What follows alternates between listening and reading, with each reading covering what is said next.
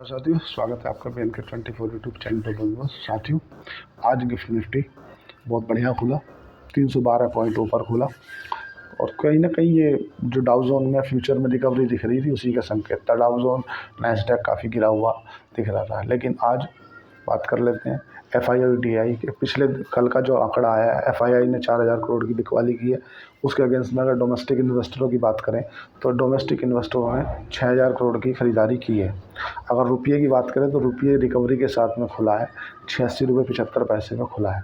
आज से फेड की 2 दिन की जो मीटिंग है वो चालू होने वाली है, तो हो सकता है कि अब 2 दिन बाद फेड जो है अपने अपने डिसीजन ले कि भाई रेट कट करना है कि नहीं करना है। इस पर आज डोनाल्ड ट्रंप जो है वो पुतिन से बात करेंगे तो शायद युद्ध विराम हो सकता है, युद्ध विराम हो जाएगा, क्योंकि जब तक अभी ये एक तरफा फैसला था। जैसे डोनाल्ड ट्रंप ने यूक्रेन के राष्ट्रपति से बात कर ली थी कि भैया हम आपको फ्री कर दे रहे हैं, एक काम करो युद्ध ख़त्म कर दे, लेकिन वो एक तरफा था। अभी पुतिन ने तो नहीं मानी ना वो बात, तो आज डोनाल्ड ट्रंप पुतिन से मीटिंग करेंगे, हो सकता है वो ख़त्म हो जाए।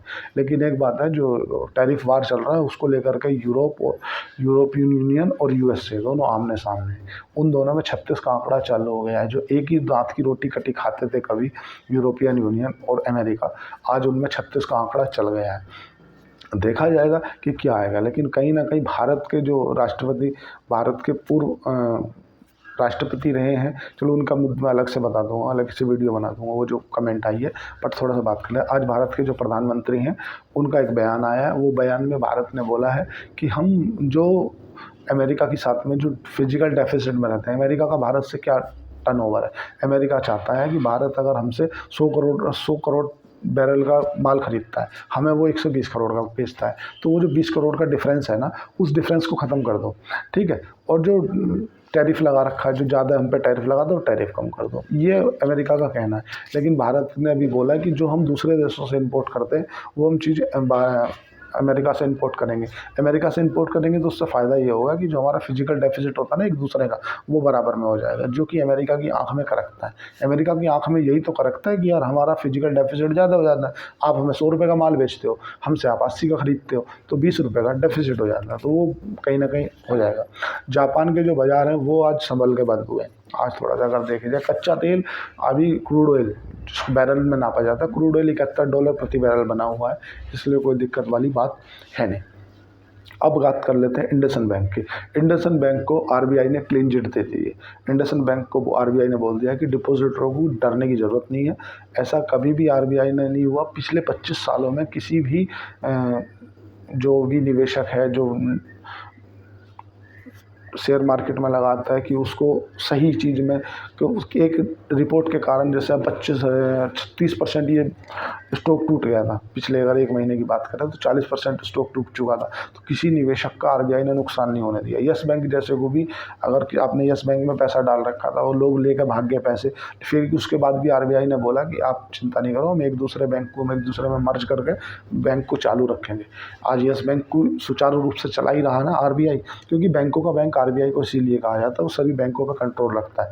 और अभी पिछले 25 सालों में ऐसा तो कभी नहीं हुआ कि किसी में RBI ने पैसा डूबने दिया वो बैंकों के अंदर। अच्छा, एक रिपोर्ट आई कि भाई इसमें कुछ ना कुछ गड़बड़ी है, इसके चलते 40% स्टॉक टूट गया। RBI ने फिर क्लीन चिट दे दी कि नहीं वो पूरा का पूरा सही है, हमने पूरा जांच कर ली है। तो हैजिंग के कारण गड़बड़ हुई थी। हैजिंग क्या होती है आप ये समझो। हैजिंग ये होती है, जैसे जो व्यक्ति फॉरेन में ट्रेड करते हैं, जैसे मैं अगर अमेरिका से कोई प्रोडक्ट खरीद रहा हूँ, है ना, तो अमेरिका का 80 रुपये का डॉलर चल रहा है। अब कुछ दिन में अगर वो 87 में पहुँच गया, है ना, तो मैं ये सोचूंगा कि मैं आज के रेट में डील कर लूँ, तो भाई मेरे ये पकड़ 1 लाख रुपये और आज के रेट में माल मेरा हो गया, ठीक है। और वो डॉलर कम हो गया, मतलब ज़्यादा ना हो गया, कम हो गया, तो वो हमारी डील में नुकसान हो जाएगा मुझे। तो वो फॉरेन रिजर्व में जो फॉरेन करेंसी में ट्रेड करते हैं उन्हें नुकसान हो जाता है, तो उन्होंने बैलेंस शीट पर दिखा दिया था। RBI ने अपनी ऑडिट कराई, अपनी ऑडिट में पाया कि नहीं वो सब ठीक है जो हमने किया था, तो RBI ने क्लीन चिट दे दी। पहली बार अभी जो डायरेक्ट टैक्स का जो कलेक्शन का आंकड़ा आया है वो 16% बढ़ के आया, बेहतरीन। मतलब अगर समझ करो 16% डायरेक्ट टैक्स बढ़ के आ रहा है, तो सरकार को कहीं ना कहीं पैसा आ रहा है। सरकार को पैसा आ रहा है तो सरकार इसे इंफ्रास्ट्रक्चर में खर्च करेगी, जाहिर सी बात है। अब बात करें बजाज फिनसर्व की। बजाज फिनसर्व ने जो बजाज आइलेंस करके एक कंपनी थी आइलेंस की, उस बजाज आइलेंस, उसका जो 26% का जो हिस्सा था वो पूरा का पूरा अपने में मिला लिया। अब बजाज आइलेंस जैसी कोई कंपनी नहीं रह जाएगी, अब बजाज फिनसर्व ही रह जाएगी। एक बात तो ये है। अब बात करते हैं कि चीन से भारत के अंदर जो सस्पेंस है वो क्या बना हुआ है। चीन ने अपने जो कंपनियां हैं ना अपने देश के अंदर, उनको एक इमर्सिटी इंसेंटिव दे दिया है कि भैया जो तुम्हें दूसरे देश को इंपोर्ट एक्सपोर्ट करने में नुकसान होगा उसके लिए मैं भरपाई करूंगा, ऐसा चीन ने बोल दिया। और जो चीन के अंदर कर्मचारी हैं जो काम करते हैं ना उनकी वेतन बढ़ा दिए। वेतन बढ़ाने से क्या होगा ना कि चीन का है नहीं कहीं ना कहीं कंजप्शन बढ़ेगा। कंजप्शन इसीलिए तो बढ़ेगा कि भाई जब लोगों के पास तनख्वाह कम है, पैसा नहीं है, तो इसीलिए तो लोग बाग इंपोर्ट नहीं कर पाते। नुकसान क्यों होता है उन्हें? भाई नुकसान इसीलिए तो होता है। अभी जो जीडीपी हमारी स्लो डाउन की ओर गई थी, क्यों गई थी? क्योंकि लोगों के पास में पैसा नहीं था पर्याप्त। अब एक चीज़ और समझो कि जैसे चीन ने सब लोगों की तनख्वाह बढ़ा दी और कंपनियों से बोल दिया कि जो आपको अमेरिका के साथ व्यापार करने में नुकसान होगा ना उसकी भरपाई करेगी चीन, मतलब सरकार करेगी। तो इससे उनकी कंपनियों का जो प्रोडक्शन है ना वो बराबर चलता रहेगा। तो ऐसी जो कहीं ना कहीं भारत को भी करना चाहिए। भारत में भी ऐसे अगर एक दो इंसेंटिव ऐलान कर दे तो भारत की जो जीडीपी है 7-8% पर चली जाएगी। लेकिन जो चीन की अभी अगर हम ऑल ओवर पॉपुलेशन एज की बात करें तो वो पॉपुलेशन एज उनकी 39 हो चुकी है। मतलब जो वर्किंग एज होती है ना, एक सब पूरी की पूरी पॉपुलेशन में एक वर्किंग एज कितने युवा हैं, कितने यूथ हैं, कितने बुजुर्ग हैं, कितने बच्चे हैं, कितनी महिलाएं हैं, उसको एक एवरेज में ला करके देखा जाता है कि भाई एवरेज एज क्या है जो कि यूथ वाली एज होती है, जो वर्किंग एज मानी जाती है। तो वहाँ की एज है 39। मतलब इसका सीधा सा कहना ये है कि वहाँ की जो ऑल ओवर पॉपुलेशन है, ज़्यादातर पॉपुलेशन है ना वो बूढ़ी हो रही है, मतलब सीनियर होती जा रही है।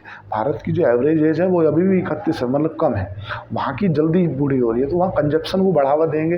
क्योंकि देखो एक तरह से पूरे विश्व का मैन्युफैक्चरिंग हब माना जाता है चाइना को। वो चाइना की जैसे रेट वहाँ लगाई कि भाई आप अमेरिका में माल नहीं इंपोर्ट कर पाओगे, इतना टैरिफ लगा दिया, तो चाइना क्या करेगा? चाइना उस माल को तुम्हारा वियतनाम में या भारत में या बांग्लादेश में, पाकिस्तान में, वहाँ पे डंप करेगा। और डंप करेगा तो उन सस्ते चाइना का माल लोग वह खरीदते क्यों हैं? चाइना का माल इसीलिए खरीदते हैं कि सस्ता पड़ता है। वैसे भी चलने का तो उसकी गारंटी रहती नहीं है ना भाई, चलता तो वैसे ही है, साथ चला तो चांद तक, नहीं चला तो शाम तक, ऐसी वाली कंडीशन रहती है। लेकिन पूरी की पूरी कॉपीराइट करने में चाइना सबसे आगे है। मतलब आप उसको कुछ भी दो, उसे खोल खाल के बिल्कुल ऐसा ही बना के रख देते हैं। BYD बना दी उन्होंने, अपना एक ऐसा फाइटर जेट F-16 जैसा फाइटर जेट बना लिया, ऐसा वो बोलते हैं। हालांकि इसकी आधिकारिक रूप से पुष्टि नहीं होती कि उन्होंने फाइटर जेट बनाया कि नहीं, लेकिन ऐसा चाइना बोलता है कि मैंने फाइटर जेट F-16 से भी तेज़ लड़ाकू विमान बना लिए। तो अभी जैसे स्नैपडील जैसा बना लिया उन्होंने, स्नैपडील जैसा अभी चैट जीपीटी आ रहा ना पूरे ऑल ओवर विश्व पे, जो गूगल का गूगल जेमिनी है। मतलब एक तरह से हमारे जो वुमेन नेचर को, हमारी एक्टिविटी को, हर चीज़ का जवाब दे दे, ऐसे ही स्नैपडील बना कर उन्होंने सबको चौंका दिया। AI के भी सेक्टर में चाइना, और हर चीज़ में आप देख लो जितनी भारत के अंदर गाड़ियाँ बनती है ना साथियों, उससे ज़्यादा तो चाइना एक्सपोर्ट करता है दूसरे देशों को। तो क्या है कि चाइना की जीडीपी का सबसे बड़ा भाग जो है ना वो एक्सपोर्ट है। माल बनाता है, दूसरे देशों में एक्सपोर्ट करता है, माल बनाता है, दूसरे देशों में एक्सपोर्ट करता है। और इसीलिए चाइना से क्यों परेशान है यूएस से? इसीलिए यूएस से $831 बिलियन का व्यापार करता है चाइना, लेकिन $300 बिलियन का खरीदता है। मतलब आपको मैंने 8,000 रुपये का माल बेचा, आपसे 3,000 का माल खरीदा, तो आपको मुझे कितना रुपये देना है? आपको देना है 5,000 रुपया मुझे, लेकिन वो देना है डॉलर की फॉर्म में। क्योंकि ऑल ओवर जो ग्लोबल ट्रेड होती है ना वो होती है उसमें डॉलर में। क्योंकि पूरे के पूरे जो विश्व है सबकी अपनी अपनी करेंसी है, तो कोई एक दूसरे करेंसी में ट्रेड नहीं करता। जो पूरे 195 देश जिस करेंसी को मानते हैं वो है डॉलर। अभी डॉलर इंडेक्स हालांकि 110 से गिर के 103 आ गया। अभी जो अपना रुपया 86 रुपये पे आया ना, उसके पीछे ये 88 पहुंच गया था भाई साहब। अभी 86 पे आया, रुपया 2 रुपये मजबूत हो गया भारत का। पहले 88 पे पहुंच गया था। क्योंकि जब भी डॉलर इंडेक्स मजबूत होता है तो रुपया कमज़ोर होता है। डॉलर इंडेक्स का मजबूत होना, रुपये का कमज़ोर होना, एक सिंपल सा लॉजिक है, इसमें कोई भी ज़्यादा दिमाग लगाने की ज़रूरत नहीं है। जब भी डॉलर इंडेक्स मजबूत होगा तो रुपया कमज़ोर होगा, और जब भी रुपया कमज़ोर होगा डॉलर इंडेक्स मजबूत होगा तो सोना बढ़ेगा। ये ध्यान रखना। क्योंकि लोग बाग कहीं ना कहीं, जैसे अभी डॉलर गिर रहा है तो उस पैसे को, डॉलर वाले पैसे को लोग बाग गोल्ड में शिफ्ट कर रहे हैं। अभी ईरान ने साथियों अपनी ऑल ओवर जितनी भी उसकी जीडीपी है, अगर वो सपोज करो, क्योंकि इराक के ऊपर लगा भी प्रतिबंध है ना, तो इराक अपनी 20% जीडीपी को गोल्ड में शिफ्ट कर रहा है। क्योंकि कभी के दिन अगर डोनाल्ड ट्रंप ने बोल दिया, बयान दे दिया कि हम डॉलर अपने डिमोनेटाइज कर रहे हैं, कुछ ऐसा कर रहे हैं, कोई ऐसा डिसीजन ले लिया, तो जो करेंसी पड़ी है उनके यहाँ पे तो रद्दी हो जाएंगी। तो लोग बाग क्या गोल्ड की तरफ शिफ्ट हो रहे हैं। जैसे भारत के अंदर जो तो जितना भी ज़्यादातर गोल्ड है ना, वो तो कल्चरली गोल्ड है भाई। हमारे अंदर हम शादी में, ब्याह में, बच्चे की शादी है, जन्मदिन है, उसमें गोल्ड की चैन, अंगूठी, ये तो सब नॉर्मल है ना। लेकिन जो और देश है ना, जैसा चाइना है, ईरान है, इराक है, अमेरिका है, वो अमेरिका की करेंसी इतनी मजबूत क्यों? क्योंकि अमेरिका के पास में 8,000 बिलियन टन के आसपास, 8,000 टन के आसपास गोल्ड है। तो जितने भी देश हैं वो गोल्ड को ज़्यादातर प्रोड्यूस कर रहे हैं, मतलब गोल्ड को अपने पास में स्टोर के रूप में रख रहे हैं और डॉलर को कम कर रहे हैं। डॉलर को या दूसरी जो फॉरेन करेंसी होती है ना, उनसे अपनी जो वेबिलिटी है ना वो हटाते जा रहे हैं। भारत ने भी इसकी जो मात्रा है वो बढ़ाई है, अभी गोल्ड में कुछ मात्रा बढ़ा ली है। जो वैसी करेंसी होती है ना, पाउंड है या तुम्हारा सऊदी की रियाल है, जो मजबूत करेंसी में कंसिडर की जाती है, उनको भारत अपने पास रखता है, पर डॉलर भी रखता है।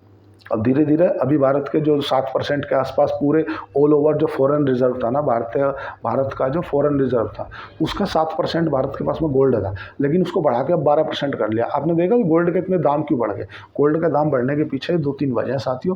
पहला वजह तो ये है कि जो पूरे विश्व में जो उथल पथल चल रही है ना, मैं इसके ऊपर डंडा मार दूंगा, मैं इसको तारीफ लगा दूंगा, तो उससे क्या है ना कि ग्लोबल वार, ट्रेड वार बढ़ रही है। ट्रेड वार बढ़ने से क्या है ना कि डोनाल्ड ट्रंप से लोगों का जो ट्रस्ट है ना वो खत्म होता जा रहा है। ट्रस्ट खत्म हो रहा है तो उसको कब क्या डिसीजन लेने कोई तय नहीं। तो लोग बाग ना गोल्ड को एक सेफ इन्वेस्टमेंट मानते हैं, तो गोल्ड में शिफ्ट करते जा रहे हैं। देश, व्यक्ति विशेष की बात नहीं कर रहा, देश। चाइना ने गोल्ड बहुत ज़्यादा इंपोर्ट किया, इधर ईरान इंपोर्ट कर रहा गोल्ड, तुम्हारा इराक भी कर रहा, भारत भी। जब किसी भी चीज़ की डिमांड बढ़ती है, सप्लाई घटती है, तो रेट बढ़ जाता है, सीधी सी बात है। जब देश अपने लेवल पर गोल्ड की मात्रा को अपने पास बढ़ाने लग रहे हैं, अगर प्रोड्यूस तो उतना ही होता है, वो ज़्यादा तो नहीं होता ना, तो इसीलिए उसकी डिमांड बढ़ रही है। भाई अभी भारत जो ना तुम्हारा रसिया से क्यों माल खरीदता है ज़्यादातर, चाहे वाहन के या युद्धपोत या कुछ भी? क्योंकि रसिया जो है ना वो एक ट्रस्टी पार्टनर है, मतलब उसका ये मालूम है कि भाई ये व्यक्ति कभी भी गद्दारी नहीं करेगा।